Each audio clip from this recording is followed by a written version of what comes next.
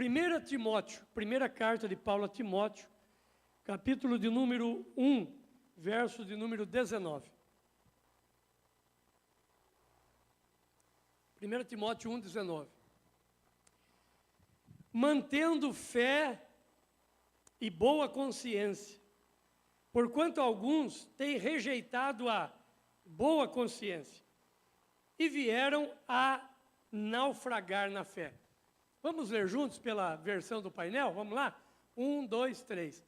Mantendo fé e boa consciência, porquanto alguns, tendo rejeitado a boa consciência, vieram a naufragar na fé. Amado Pai Celestial, aqui está a Tua palavra, nós compartilhamos essa palavra hoje pela manhã, num lindo culto, muita gente hoje de manhã aqui, e agora nesse segundo culto, Senhor, eu quero falar sobre esse assunto também para esses irmãos que não puderam vir pela manhã, pedindo que mais uma vez o Teu Espírito Santo faça aquele trabalho, aquela obra que não é o pastor que pode fazer, não tem condições, não é a igreja, não são nossos dogmas, nossas doutrinas, mas é o Senhor que faz esse trabalho. Também trazendo a palavra rema, a palavra revelada, palavra de sabedoria, de conhecimento, ministrando na vida dos irmãos. Que nós possamos sair daqui hoje abastecidos, abençoados, alimentados, fortalecidos pela Tua palavra, para termos uma linda semana em nome de Jesus. Amém. Irmão, irmã, existem algumas coisas muito boas na vida. Por exemplo, comer é uma coisa boa, né? Como é bom ter saúde, né, Bruno? E poder se alimentar. Como é bom você sentar hoje, né? Hoje toda a minha família lá. Que gostoso ver a família reunida e todo mundo comendo. Ah, está aqui o nosso homem do motoclube. Depois eu vou te chamar para você dar uma palavra. Tá bom, Juarez? E dormir é bom também, né, irmão? Não precisa levantar a mão, hein? Mas quem gosta de dormir, diga amém. Dormir é bom, comer é bom, né? Agora, uma das melhores coisas da vida, eu acho, que junto com isso e outras coisas boas da vida é consciência tranquila. Uma das bênçãos de Deus, irmão Milton, é depois de um dia de trabalho, chegar em casa cansado. Tem dia que a gente cansa mais do que outros dias, né? Tem dia que a gente chega, a gente percebe a canseira, aquela canseira, mas quando a gente coloca a cabeça no travesseiro, diz assim, missão cumprida. O dia passou, e eu posso dormir bem porque fiz coisas boas. Aliás, eu aprendi com um líder, com mais idade do que eu, ele sempre dizia assim, Jorge, antes de dormir é bom a gente fazer uma reflexãozinha do dia. Com aquilo que nós acertamos, agradecer a Deus, puxa, hoje eu fiz uma boa ação dessa forma. Mas também, se erramos em algumas áreas e vamos errar, fazer uma análise e dizer, ó Deus, aquilo não devia ter feito, não devia ter falado, eu não devia ter ido naquele lugar, eu não devia ter tomado aquela decisão, mas também pedir perdão e a vida continua e não errar lá na frente, né? No outro dia. Eu acho que essa análise é boa. Ela vai ajudar muito na nossa vida de fé e boa consciência. Por que eu estou usando a palavra fé e boa consciência? Porque uma das coisas mais bonitas que existe no mundo é que todo mundo tem fé, né? Se é difícil conversar com alguém, vai dizer que não tem fé. Ah, eu tenho fé. Se convida para vir aqui, não. Eu respeito sua religião, mas fica tranquilo, eu tenho fé. Então eu queria perguntar, e consciência? Como é que está a nossa consciência? Se a gente tivesse agora um tempinho de reflexão, o que nós teríamos em termos de consciência dessa semana? Desse mês que terminou? A palavra consciência, ela é encontrada pelo menos 31 vezes na Bíblia. E a consciência é aquela capacidade que todos nós temos de distinguir entre o que é bom e o que é mal, entre o que é certo e o que é errado. A verdade é que a consciência ela funciona como um sistema de alerta. Então eu não tenho dúvida que todos nós temos, porque penso eu, pastor Geraldo, Cláudia, que é uma ferramentazinha que Deus colocou dentro de nós. Irmão, você que está na igreja e tem uma boa consciência, de uma certa forma, na área de consciência, você é igual o índio que está lá no meio da selva, nunca leu uma Bíblia, ele nunca ouviu falar do Evangelho, ele nunca ouviu falar de Jesus, mas ele sabe o que é certo e errado. A pessoa, por mais ignorante, entre aspas, que seja, por mais leiga que seja, ela tem uma consciência. E a consciência é aquilo que vai nos dirigir durante a vida. Abra sua Bíblia comigo em 1 Samuel, capítulo 24. Primeiro livro de Samuel, capítulo 24, versos de números 4 e 5. Esse sistema de consciência funciona até como uma dor física no corpo, né? Você sente uma dor no estômago, você fala assim, eu preciso ir no médico, fazer uma endoscopia. Estou tendo uma queimação, refluxo, estou tendo uma dor constante, então eu vou lá fazer um exame. A consciência, ela é assim também. Ela mexe com a gente e diz assim, olha, em tal área você precisa resolver isso. Olha esse texto aqui, esse texto fala, vou resumir aqui, você pode ler em casa, total, todo o contexto. Mas é Saul perseguindo Davi, porque Davi estava crescendo muito, os homens estavam elogiando Davi. Davi já era rei diante de Deus, mas ainda não diante dos homens. E Saul queria matá-lo. Saul está perseguindo Davi. Davi vai para as montanhas, Saul vai atrás dele e fica numa caverna. E Saul entra numa caverna, vai lá no fundo e dorme. E quando ele dorme lá, os homens que estavam acompanhando Davi dizem, olha, Deus está te entregando. Saul hoje vai lá e mata ele. Porque ele está aí, ó, livre para você matá-lo, pronto para você matá-lo. O texto diz assim, então os homens de Davi lhe disseram, hoje é o dia do qual o Senhor te disse, eis que te entrego nas mãos o teu inimigo, far-lhe-ás como bem te parecer. Levantou-se Davi furtivamente, olha o que diz o texto, cortou a orla do manto de Saul, verso 5. Sucedeu, porém, que depois sentiu Davi bater-lhe o coração. Essa versão é a que eu uso, é atualizada, mas tem uma versão com alguém aí que não diz sentiu bater. Tem uma versão aí dizendo sentiu doer o coração. Por ter cortado a orla, um pedaço da roupa de Saul. Quando ele corta, o coração de Davi dói. Tanto é que lá na frente Davi diz assim, eu não vou fazer mal àquele que Deus ungiu. Ele é ungido do Senhor, eu não vou fazer nada. Isso chama-se consciência. Agora, a Bíblia fala também da má consciência. Vamos para 1 Timóteo 4. 1 Timóteo capítulo 4. 1 Timóteo capítulo 4, os versos 1 e 2. O texto diz assim, ora, o Espírito afirma expressamente que nos últimos tempos, alguns apostatarão da fé, desviarão da fé, por obedecerem espíritos enganadores e a ensinos de demônios. Olha o verso 2.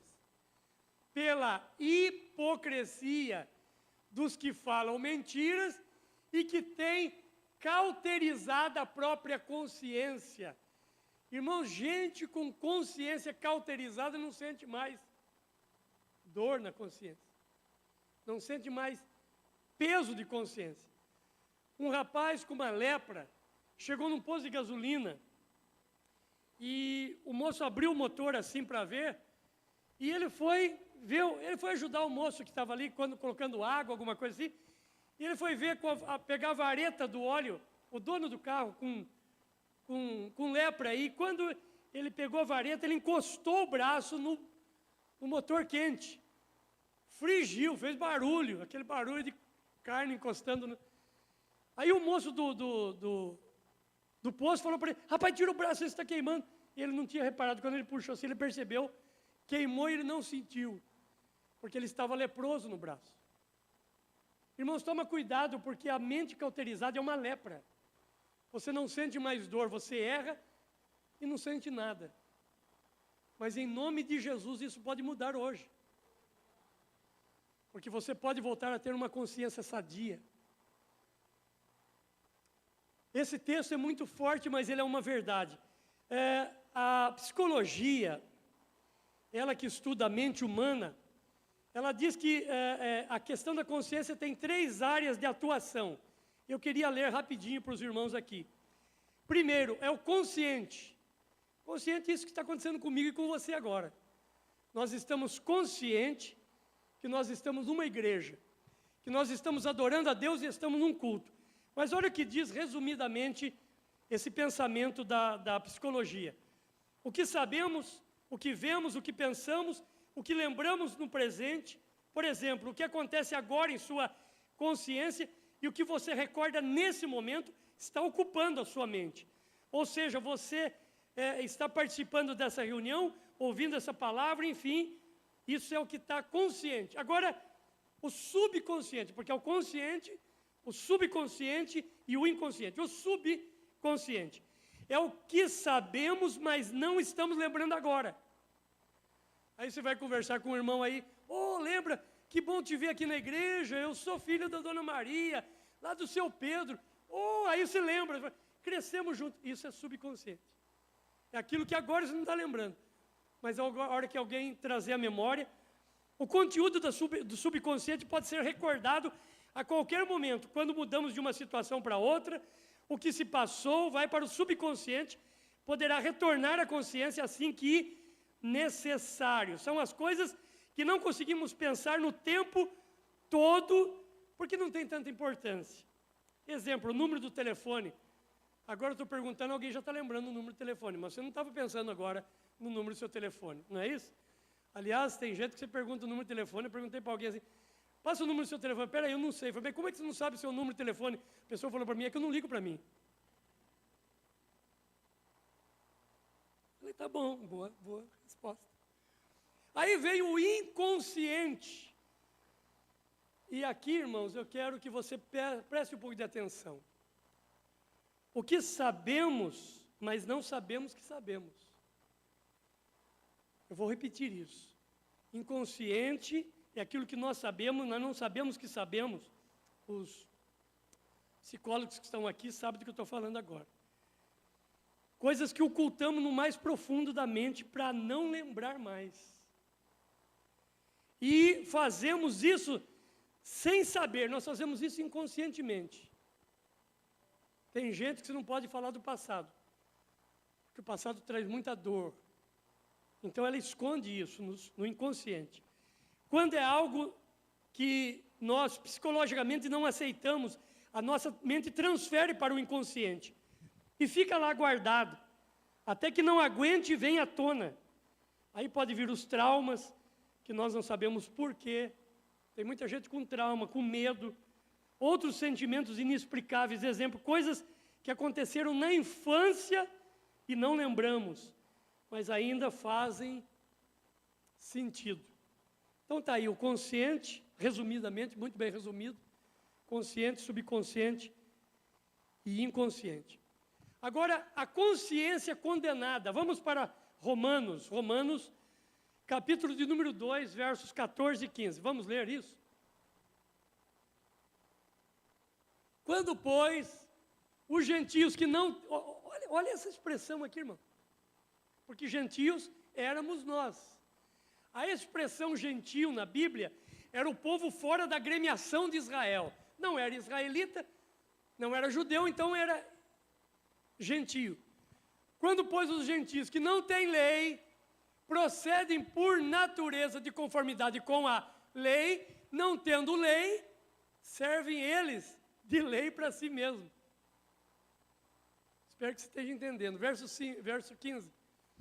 Eles mostram a norma da lei gravada no coração, testemunhando-lhes também a consciência e os seus pensamentos, mutuamente acusando-se ou defendendo-se. Essa expressão é aquela que eu já disse no início. Irmão, aqui está um povo que tem uma consciência. Eu creio que estou falando para a gente que tem consciência. Eu creio que estou falando para a gente que quando erra, dói. Quando fala alguma coisa que não devia, dói. Quando machuca alguém, dói. Enfim, gente de consciência. Você é aquela pessoa que foi lá no mercado e o rapaz da caixa, muita gente na fila, nasce, você pagou com R$50 o produto e ele rapidinho, não percebeu, devolveu de R$100 para você. Aí você chegou em casa, se você não tem consciência, você olha assim e fala, ganhei o dia. Além de ganhar o produto, ainda voltei com mais dinheiro do que eu fui. Nós não somos assim, né, irmão? A gente volta lá de casa e diz assim, meu amigo, na pressa você me deu dinheiro a mais. Eu paguei com 50, mas você entendeu que tinha pago com uma nota de 100. Você me devolveu o troco de 100, estou aqui devolvendo o que é. Isso é consciência. Escute isso agora. Gentios. Quando nós não estávamos na igreja, nós já éramos assim. Porque não precisa estar na igreja para ter consciência. Aliás, às vezes a gente se surpreende com gente que não está na igreja, com atitudes de consciência que nos comovem. Por isso o texto diz, era gentil, mas já tinha consciência do que acusar. Não tinha lei, mas era como se tivesse.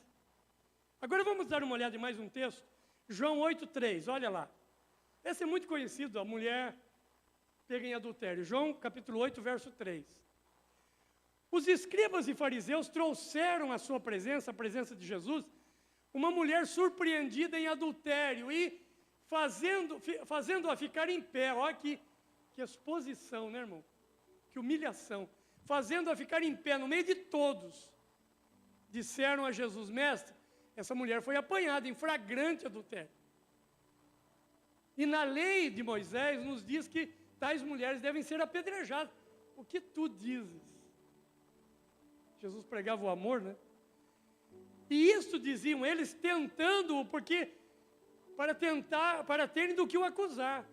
Mas Jesus, inclinando-se, escrevia na terra com o dedo. Como insistisse, é interessante porque Jesus não respondeu nada. Jesus só veio a responder porque houve insistência. Como Jesus ia ignorar aquele pessoal, né? Como insistissem na pergunta, Jesus se levantou e disse, aquele que dentre vós estiver sem pecado, seja o primeiro que lhe atire a pedra. Verso 8. Tornando a inclinar-se no chão, a inclinar-se, continuou a escrever no chão. Irmãos, olha para esse verso 9 agora. Mas, ouvindo eles essa resposta, olha o que diz o texto, irmão.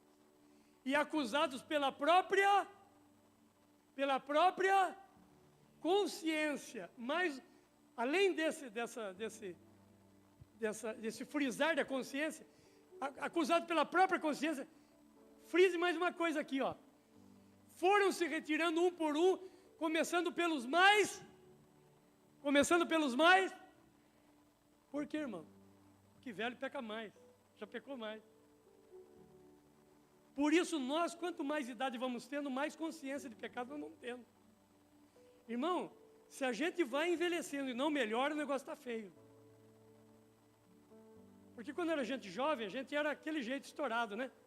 Brigava no trânsito, xingava as pessoas, dava bronca, pegava o telefone e gritava.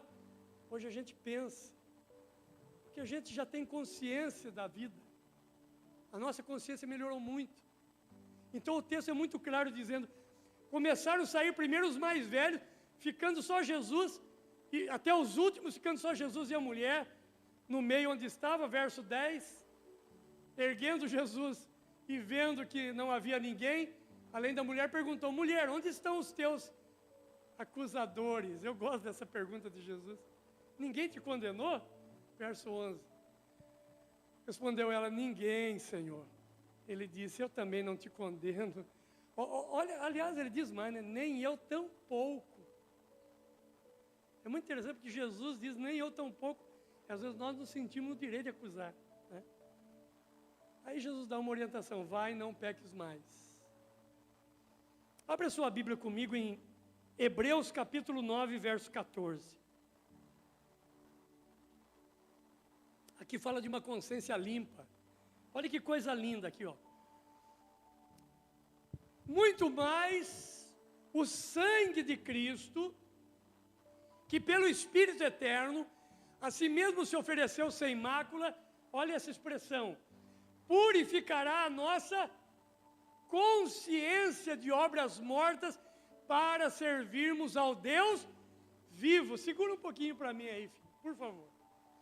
Irmãos, em nome de Jesus, se tiver em nosso meio algum irmão, alguma irmã, que você ainda carrega com você peso de consciência, deixe esse peso hoje, aqui, agora. Porque o sangue de Jesus já foi derramado. E o texto diz assim, ele purificará a nossa consciência de obras mortas. Tem gente que viveu um negócio feio lá fora.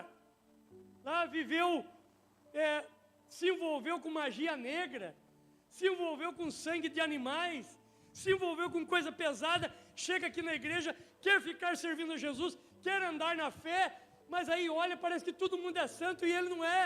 Pastor Geraldo, que lida com libertação, deve ter encontrado muita gente assim, Pastor Geraldo, que fica lembrando do tempo das obras mortas. E pode ser obras mortas em outros sentidos também. Coisa que você fez, não resolveu, você acha que hoje não vai resolver? Hoje vai. Porque hoje você não serve um Deus de obras mortas, mas você serve ao Deus vivo. Por isso que Ele purificará as nossas consciências. Irmãos, digam comigo assim, a nossa consciência tem sido, muitas vezes, a voz da nossa alma. É algo lá dentro de você. Consciência fraca, vou falar um pouquinho sobre isso. 1 Coríntios 8. 1 Coríntios capítulo 8. Versos 9 e 10. 1 Coríntios 8, 9 e 10. Queridos, preste atenção nisso. Receba essa palavra. Vede, porém, que esta vossa liberdade não venha de modo algum ser tropeço para os fracos. Segura um pouquinho para mim antes de nós irmos para o próximo, querido. Toma cuidado de o que você pensa, você acusar quem não pensa igual. Você pode ensinar, ajudar, discipular, acompanhar e tratar.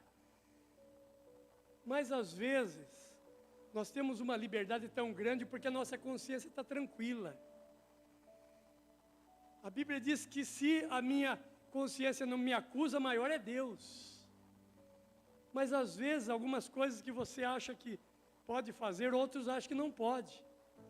Se determinadas brincadeiras, conversas, piadas, que não são boas, para você é normal, você pode condenar alguém que tenha consciência mais fraca. Vede, porém, que a vossa liberdade não venha de algum modo a ser tropeço para os fracos.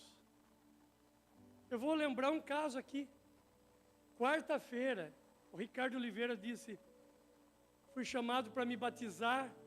Quando fui batizar, o meu pastor me chamou e disse, eu não posso te batizar porque você joga bola.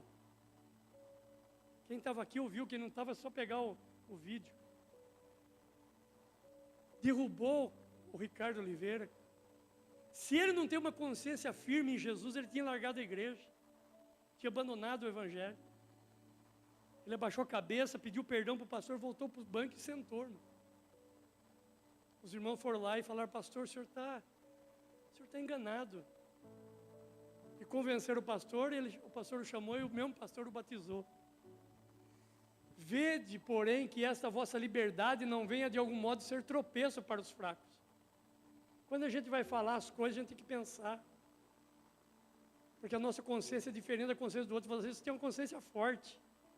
Tem gente que tem consciência fraca. Olha o verso 10. Porque se alguém te vir, que és dotado de saber, a mesa do templo, a mesa em templo de ídolo, não será a consciência do que é fraco induzido a participar de comida sacrificada a ídolo? Segura um pouquinho para mim esse texto. Eu já comentei aqui outras vezes, hoje de manhã eu falei de novo. A pastora Edelba veio aqui, né? As duas Edelbas. elas faziam a festa do milho lá em Chavantes. Eu e a pastora, a família, Jairo, Aline, nós íamos lá comer, lembra, Aline? Era lindo a festa do milho lá, era da igreja quadrangular. Aqui tem a festa do milho, né, irmão? Mas a festa do milho aqui é São Roque, né? Aí eu não vou, mas dá uma vontade. Aquela comida lá é muito boa. Aí um dia eu comentei na igreja, terminou o culto, eu estava lá em casa, bateram na porta, o irmão falou assim, pastor, o senhor não vai, mas eu vou, e trouxe a comida, está aqui, ó. Por quê? Porque eu posso ir lá comer um bolinho, ir embora e abençoar aquilo lá e acabou. Mas alguém vai me ver lá e dizer, ó, pastor, em festa de ídolo, em festa de imagem. Se isso contamina a mente daquele que é mais fraco, eu não faço. Você não pode falar, quer saber da coisa? Querem pensar que... Eu não tenho essa liberdade de pensar assim. Porque as pessoas estão olhando para nós. Então, algumas coisas que às vezes eu até tenho vontade de fazer, eu não faço. Porque aquilo pode trazer prejuízo para alguém. Que é isso? Isso chama-se consciência. A minha consciência está firme para aquilo. Mas alguém não vai entender. Dá uma olhada comigo, vamos entender melhor esse texto. Lá em 1 Coríntios 10. Esse texto é meio longo, mas vamos ler ele, vale a pena. 1 Coríntios 10, capítulo 10, verso 23 até o 31.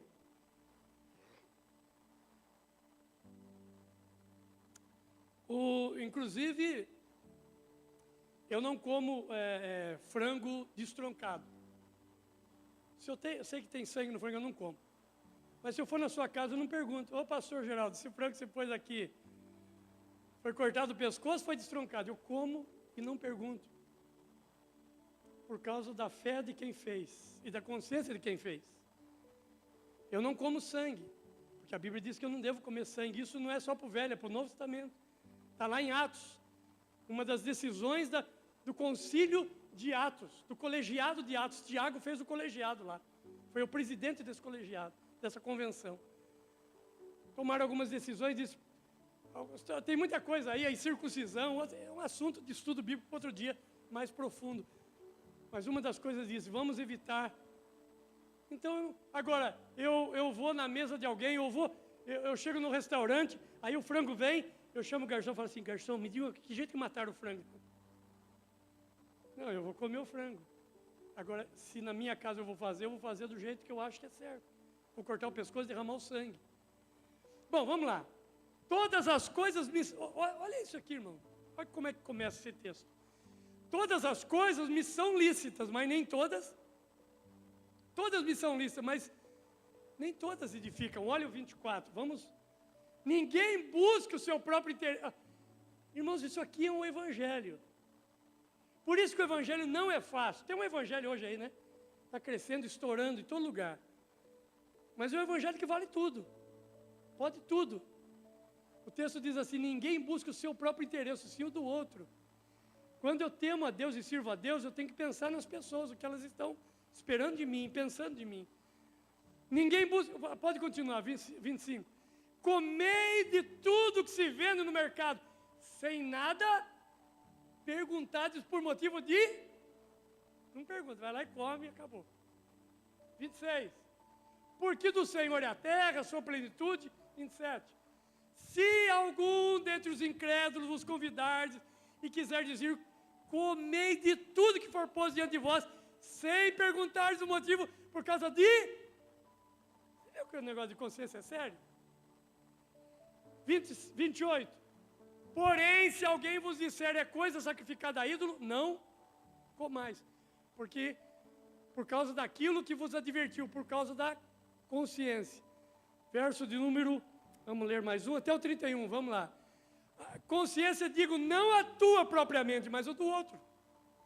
Porque há de ser julgado a minha liberdade pela consciência alheia. Se eu participo com ações de graça, porque hei de ser vituperado por causa daquilo que dou graça. Agora o 31 para encerrar. Portanto, quer comais, quer bebais, ou façais qualquer coisa, fazei tudo para a glória de Deus. Aleluia. Irmãos, diga comigo assim, existe uma revelação geral. Essa revelação geral é mais ou menos o que eu falei no início. Existem algumas coisas na consciência que eu não preciso ensinar para ninguém, Bego. Você pode ir no lugar, em qualquer canto do mundo. Você pode ir. O cara nunca ouviu falar de Jesus. Ele serve ao Deus dele lá, o Buda, Maomé, Confúcio, os deuses pagãos, serve o que ele... Não interessa, lá naquele cantinho do mundo. Se o cara fizer uma coisa errada, ele sabe que ele fez errado. É muito interessante, Deus... Por isso que a Bíblia diz que quando nós chegarmos no céu, irmão, ninguém vai chegar diante de Deus e dizer, eu não sabia. Ninguém vai partir daqui sem saber o que é certo e errado. Porque nós vamos ser julgados pela nossa consciência. Então essa é a revelação geral. Todos sabem o certo e errado.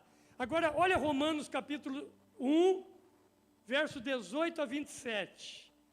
É uma palavra meio pesada essa aqui, mas nós precisamos ler do 18 ao 27. A ira de Deus se revela no céu contra toda a impiedade e perversão dos homens que detêm a verdade pela injustiça.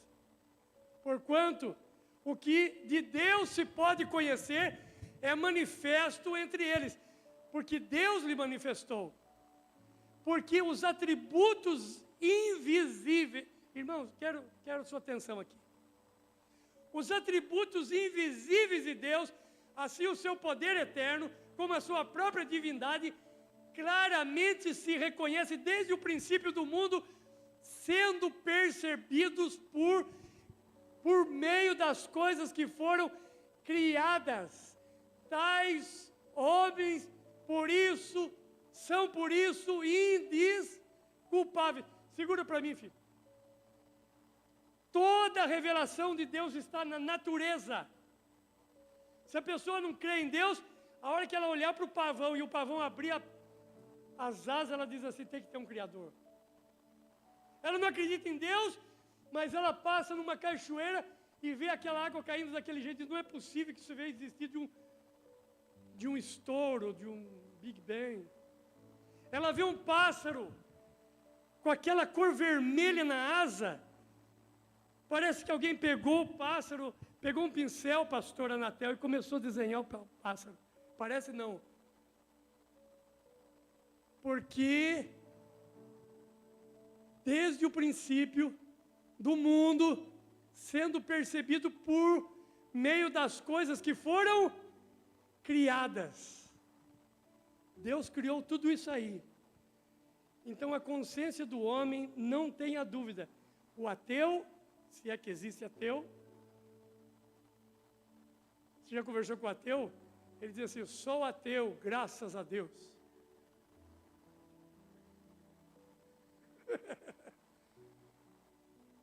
A hora que ele bota a cabeça no travesseiro, em alguns dias, vem uma interrogação.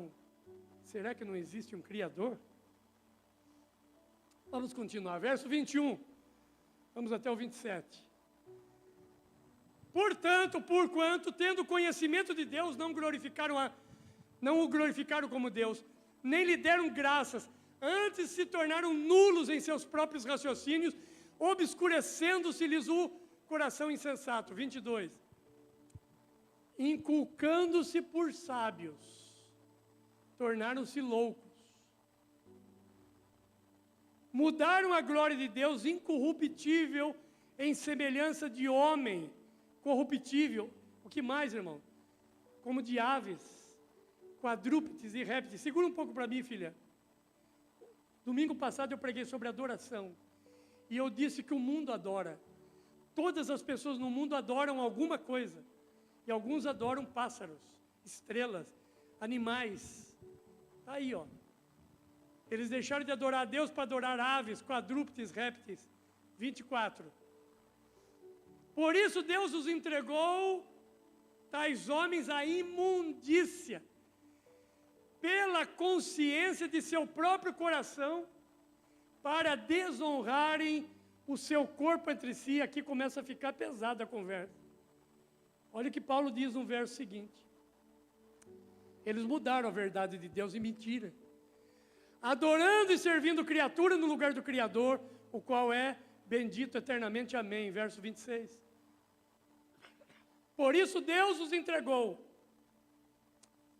a paixões infames, porque as mulheres mudaram o uso natural das suas relações sexuais, das suas relações íntimas, por outro contrário à natureza. A Bíblia tem tudo, né, irmão? 27. Semelhantemente, quem? Os homens, deixando o contato natural da mulher, se inflamaram mutuamente em sua sensualidade, cometendo torpeza, homem com homem, homens com homens, e recebendo em si mesmo a merecida punição do seu erro. É pesado, mas é a revelação geral que as pessoas têm. Irmãos, qual é a diferença entre Espírito Santo e consciência? Simples. Espírito Santo é aquilo que nós sentimos, pastor Geraldo, doutora Cleide. Amanhã você vai trabalhar, amanhã você vai ser o dia. Aí você atrasado, às vezes um pouquinho, começando a segunda-feira, você vai atravessar uma avenida aí, e o cara vem na contramão e corta a sua frente. Ah, mas dá uma raiva, né, irmão? Como dizia minha mãe, dizia, dá uma raiva. Você abre o vidro e vai e bota a cabeça para fora. Fala, oxi, a hora que você vai fazer isso, o Espírito Santo diz, você não. Isso é Espírito Santo. Mas e o outro? O outro também sente a mesma raiva, ou até mais. Mas ele não tem o Espírito Santo, ele vai xingar, vem a consciência. Você reparou? Não dá para ser indesculpável diante de Deus. Se não tem o Espírito Santo, tem a consciência. De todas as formas, nós temos que fazer a coisa corretamente. Como que a consciência é formada? É formada pela educação. Meu pai, seu pai, sua mãe, minha mãe, dizia, Jorge, não faça assim. É errado você fazer isso. Jorge, não tome decisões assim. E nós criamos uma consciência. O mundo ensina consciência, o próprio mundo. Por pior que seja, mas ele ensina consciência. A TV, a mídia, as leituras, através da igreja, isso aqui é uma bênção, irmão. Podem falar o que quiserem contra a igreja, mas as pessoas que frequentam a igreja ainda são esperança nesse mundo. São pessoas que têm um cabresto, que têm uma rédea, que ainda tem alguma coisa direcionando. E sem dúvida nenhuma pela palavra de Deus. A minha sogra perdeu, essa semana, ou a semana passada, um documento dela e junto com o documento um dinheiro, um valor. E um motorista de Uber que fez a corrida para ela, mora longe, mora lá na Chapadinha. E a esposa me ligou essa semana dizendo assim, por gentileza, o senhor conhece a dona Cecília? Porque meu telefone estava atrás do documento dela. Eu disse, sim, é minha sogra. Pois é, o documento dela está aqui e o dinheiro também. Eles nunca mais iam ver ela, não sabiam quem era ela. Mas tem uma consciência. Eu fui pastor em Palmital em 89 a 91, é isso? Entre 89 e 91, nós somos pastor em Palmital. Uma época muito difícil para nós em todas as áreas. E nós fomos para São Paulo para comprar um tecladinho. Mais ou menos como esse aqui. Foi uma, lembro, batalha que a igreja levantar um dinheiro para comprar um teclado. E nós fomos e compramos. E aí tinha um irmão lá que nos hospedou. Nós pegamos um táxi e fomos para a casa dele. E largamos todos os nossos documentos e dinheiro no táxi. O táxi foi embora em São Paulo. Quando entramos na casa do homem, feliz porque íamos descansar para outro dia viajar, não precisava pagar hotel. Um irmão que conhecia a gente de Porangaba ainda. Olhamos um para o outro e falamos, Jean, perdemos tudo, o Jean estava comigo. Ali, uma meia hora, toca a campainha, de noite, irmãos. Era tarde, porque nós não conseguimos metrô. Nós viemos de táxi. Inclusive o irmão que pagou o táxi. O táxi voltou e disse, está tudo aqui, devolveu para a gente. Consciência. Vamos ficar de pé e vamos orar. Glória a Deus. Vamos abraçar nossa família? Quero chamar a família aqui, nós vamos orar, vamos abraçar nossa família. Juarez, vem fazer essa oração. A doutora Kátia não está aqui, né? Ela costuma vir de manhã. O Juarez vai orar. Eu quero que o Juarez ore pela família, mas eu queria também